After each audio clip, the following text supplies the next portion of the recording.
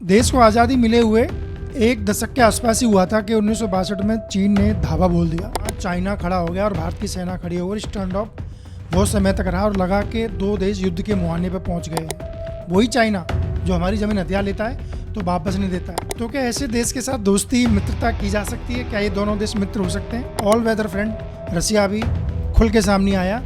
उसके साथ मित्रता करेंगे वो फिर से धोखा देगा। आप उससे दोस्ती का हाथ बढ़ाएंगे वो फिर सीमा में घुसपैठ करेगा।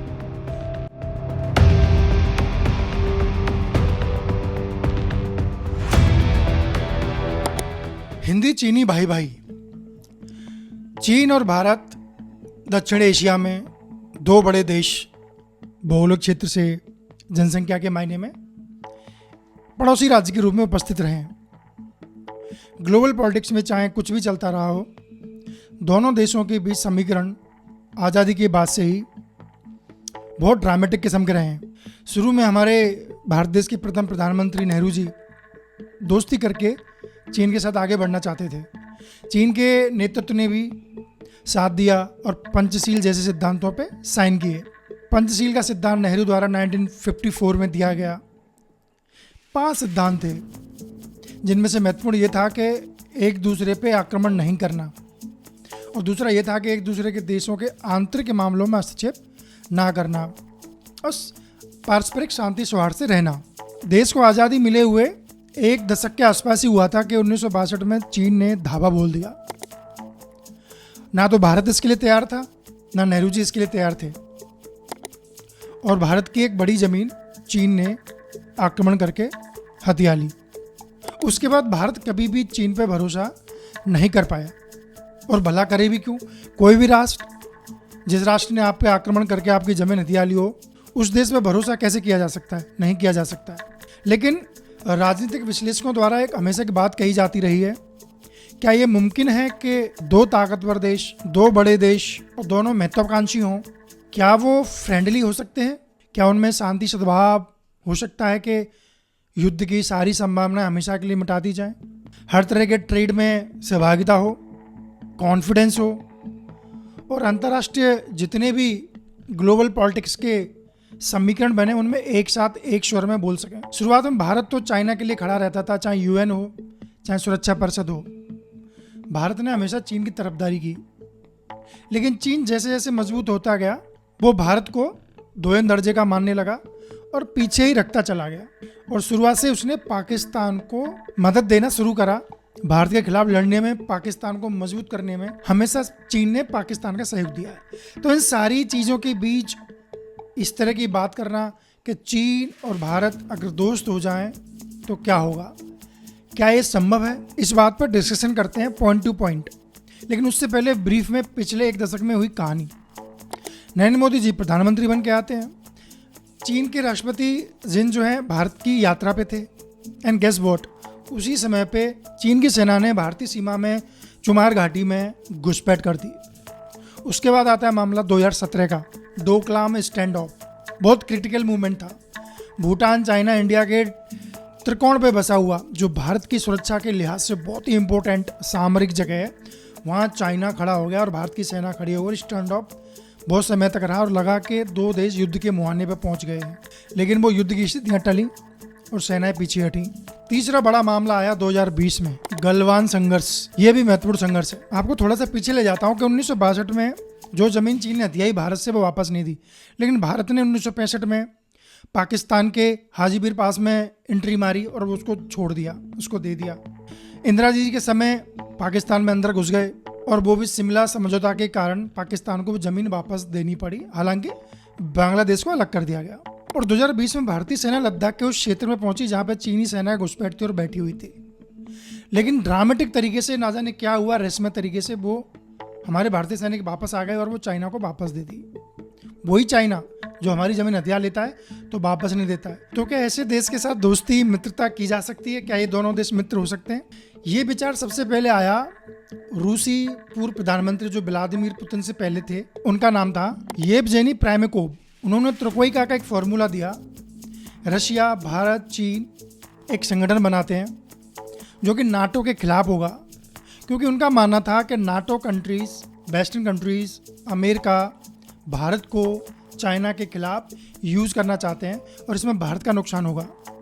इसलिए हम तीनों को मिलके सामरिक आर्थिक एक संगठन बनाना चाहिए त्रिकोई का। इसकी 20 मंत्रिमंडल स्तरीय बैठकें भी हुई 2020 तक, लेकिन 2020 में गलवान घाटी संघर्ष के बाद इस पे विराम लग गया, इस पे मिट्टी डाल दी गई, ठंडे बस्ते में चला गया। लेकिन अभी कल ही रूस के विदेश मंत्री सर्गेई लावरोव ने फिर से इस मुद्दे को उठाया।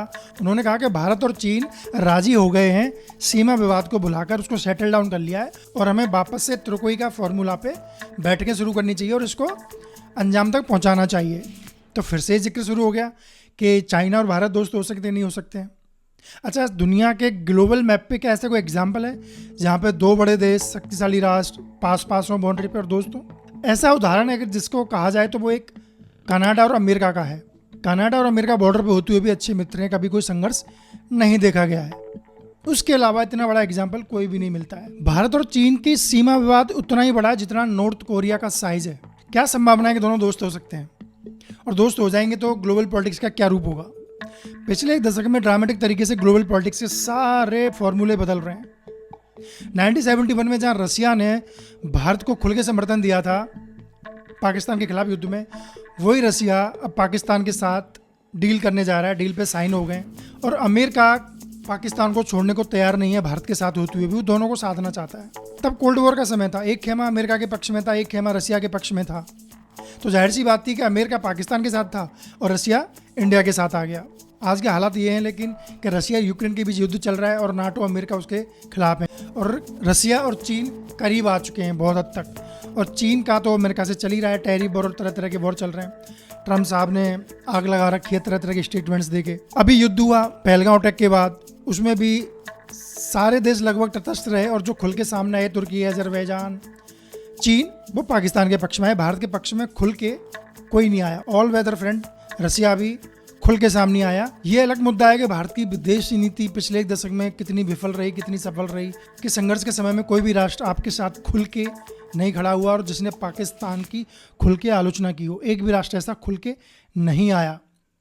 वो भी नहीं आए क्वाड सदस्य, जो आपके जापान, ऑस्ट्रेलिया, अमेरिका थे, क्वाड आपके शामिल देश हैं, वो भी नहीं आए। चाइना के साथ दोस्ती करना ऐसा जैसे किसी राक्षस के साथ दोस्ती करना। ये राजनीतिक विशेषज्ञों ने कहा भी है कि चाइना एक दैत्य है जो भारत के सीमा पे खड़ा है। वो कभी भी खा सकता है, कभी भी निगल सकता है, ड्रैगन है वो, और उस पर ट्रस्ट तो बिल्कुल नहीं किया जा सकता है। तो ऐसे राष्ट्र के साथ दोस्ती का समूह का प्रयास भी कैसे किया जा सकता है? कूटनीतिक स्तर पे संतुलित करने के लिए, ताकि वो पाकिस्तान के समर्थन में खुल के न जाए। डिप्लोमेटिक लेवल पे उसको बैलेंस करने के लिए रोका जा सकता है, प्रयास किए जा सकते हैं दोस्ती के, मित्रता के, संघर्ष को कम से कम रखा जा सके। लेकिन चाइना भारत को हमेशा कमज़ोर रख के ही रखेगा और यही बात दक्षिण एशिया में अशांति बनाए रखेगी। ये दो राष्ट्र बड़े राष्ट्र हैं, दोनों महत्वाकांक्षी हैं, दोनों जीडीपी में उभर रहे हैं। भारत जापान को छोड़ के आगे आ चुका है। मिलिट्री पावर हैं दो बिगेस्ट, चाइना और इंडिया दुनिया की। तो चाइना जिस रास्ते पे जा चुका है, इंडिया भी उसी रास्ते पे आ रहा है। अमेरिका को पास करके ऊपर जाना चाहता है चीन, और अमेरिका इस बात को भलीभांति जानता है कि भारत चाह के भी चीन पर ट्रस्ट नहीं करेगा। ट्रोइका जैसे संगठन कभी सफल नहीं होंगे, ये कभी मित्र नहीं हो सकते, ये स्वाभाविक शत्रु हैं। तो ग्लोबल पॉलिटिक्स में मुझे नहीं लगता कि भारत और चाइना कभी भी भविष्य में मित्र बन पाएंगे, ना बनना चाहिए। एक ही रास्ता है चाइना को रोकने का कि हम उत्तरोत्तर विकास करते जाएं, ताकतवर होते जाएं, टेक्निक में, मिलिट्री में, इकोनॉमी में। इसके अलावा कोई और रास्ता नहीं है। उसके साथ मित्रता करेंगे वो फिर से धोखा देगा। आप उससे दोस्ती का हाथ बढ़ाएंगे वो फिर सीमा में घुसपैठ करेगा। वो पाकिस्तान को परमाणु रूप से संपन्न करेगा, उसको आर्थिक रूप से संपन्न करेगा, उसको हथियार सप्लाई करेगा। वो नहीं मानेगा, क्योंकि दो पड़ोसी ताकतवर बराबर मात्रा में एक साथ एग्जिस्ट नहीं कर सकते। चाहे गांव हो, चाहे शहर हो, चाहे इस दुनिया का पटल हो। आपके पड़ोस में अगर आपका ताकतवर पड़ोसी है तो वो आपकी नाक में दम करके रखेगा ही रखेगा, जब चाहे जब वो आपको छेड़ेगा, परेशान करेगा। तो ये कल्पना, ये सोचना कि भारत और चाइना दोस्त हो सकते हैं इन फ्यूचर, असंभव सी बात है। ये संभव नहीं है। भारत और चाइना दोनों की विदेश नीति, दोनों की सरकार के जो सिद्धांत हैं, बहुत अंतर है, बहुत अलग तरह के हैं। भारत हमेशा शांति सद्भाव वाला रहा है, लेकिन चाइना अग्रसर है, और जो अग्रसर होता है उसके साथ मित्रता कर ही नहीं सकते, विश्वास कर ही नहीं सकते। आपका क्या मानना है इस बारे में? इज देयर एनी 1% चांस कि भारत और चाइना कभी दोस्त बन पाएंगे आगे चल के? या ये जो समीकरण है कि भारत ना चाहते हुए भी अमेरिका की साइड, नाटो की साइड झुकाव करेगा और उसको इधर ही जाना पड़ेगा, क्योंकि रसिया जब वक्त आएगा भारत और चाइना के बीच संघर्ष का, तो रसिया चाइना की तरफ ही खड़ा रहेगा, ना कि भारत के साथ खुल के आ पाएगा। कोल्ड वॉर का टाइम जा चुका है। आप बताइए अपने विचार कमेंट करके, आप क्या क्या मानना है। मेरा तो ये मानना है कभी दोस्त नहीं बन सकते। ये विचार ख्याली है, पुलावी है और आदर्शवादी है। यथार्थ में, ग्राउंड में इस थॉट का कोई रिलेवेंस नहीं है। Thank you.